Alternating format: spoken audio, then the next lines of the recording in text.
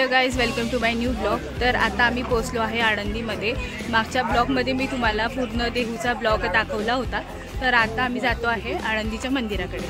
आळंदीची parking. तर आता आम्ही पार्किंगमध्ये गाडी, आता आम्ही आळंदीच्या मंदिरामध्ये एंटर करतो आहे। हे आहे मंदिराचं प्रवेशद्वार आणि ही इकडे तुम्ही बघू शकता इंद्रायणी नदी।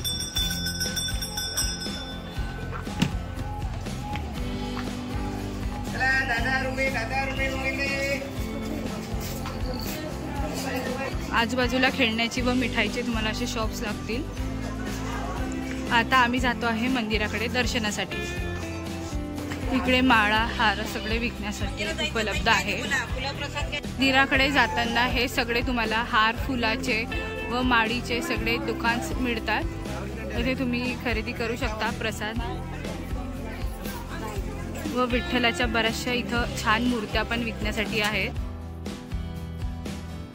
ज्ञानेश्वर महाराज संजीवनी समाधी मंदिरचे महाद्वार, येथून आपण आता एंटर करणार आहोत। तुम्हाला कासवाचे हे दर्शन होते।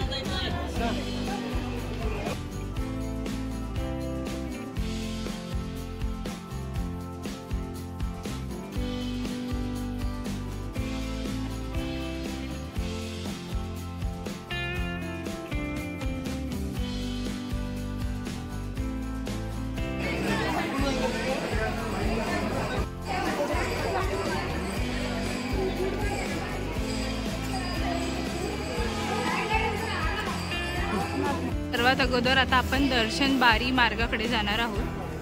त्याची बारी आज गर्दी कमी असल्यामुळे आम्हाला दर्शन लवकर भेटणार आहे असं मला वाटते। दर्शनाची पूर्ण अशी बारी।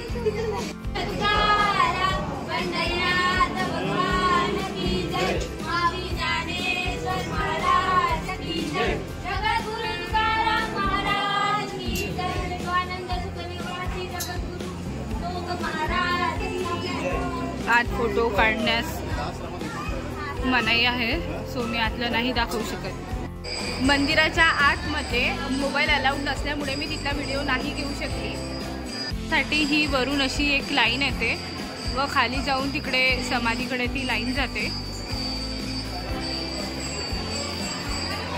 हे आदिशक्ती मुक्ताबाई मंदिर, सिद्धेश्वर मंदिर, हे आहे सिद्धेश्वर महादेवाचे मंदिर।